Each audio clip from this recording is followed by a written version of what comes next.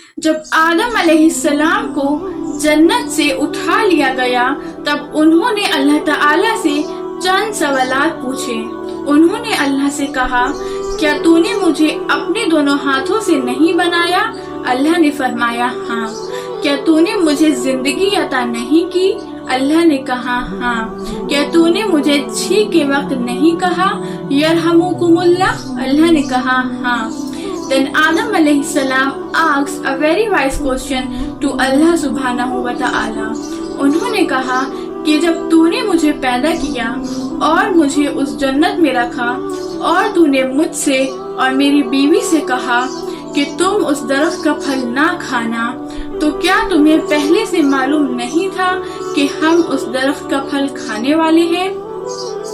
اللہ نے کہا ہاں، میں جانتا تھا کہ تم ایسا کرنے والے ہو۔ تو آدم علیہ السلام نے کہا، کیا تم مجھے اس کے لیے معاف نہیں کر سکتے اور مجھے ایک دن جنت میں دوبارہ داخل کر سکتے ہو؟ اللہ نے کہا ہاں، اور اللہ تعالی نے آدم علیہ السلام اور ان کی بیوی حوا علیہ السلام کو فیمس ورڈ سکھائے۔ ربنا ظلمنا انفسنا وَإِن لَّمْ تَغْفِرْ لَنَا وَتَرْحَمْنَا لَنَكُونَنَّ مِنَ الْخَاسِرِينَ۔ اے ہمارے رب، ہم نے اپنی جانوں پر ظلم کیا ہے، اور اگر تو نے ہمیں معاف نہ کیا اور ہم پر رحم نہ کیا تو ہم نقصان اٹھانے والوں میں سے ہو جائیں گے۔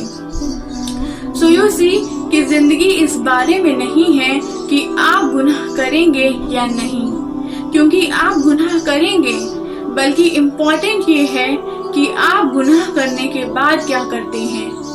جب تک آپ زندہ رہیں گے تب تک شاید آپ اپنی زندگی کے کسی بھی پوائنٹ پر گناہ کرتے رہیں گے۔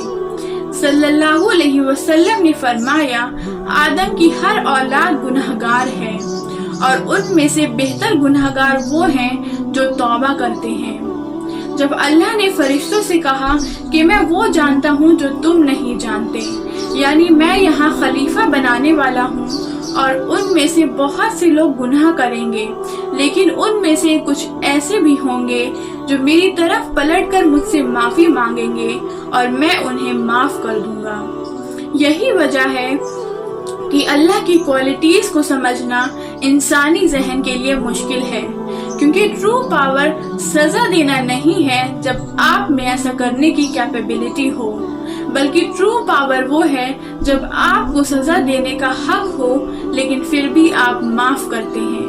اللہ کا حق ہے کہ وہ ہم سب کو ہمارے گناہوں کی سزا دے، اور وہ ہمیں سزا دینے پر قادر ہے، لیکن پھر بھی وہ لوگوں کو معاف کرتا ہے جو اس سے معافی مانگتے ہیں، اور یہی اصل طاقت ہے۔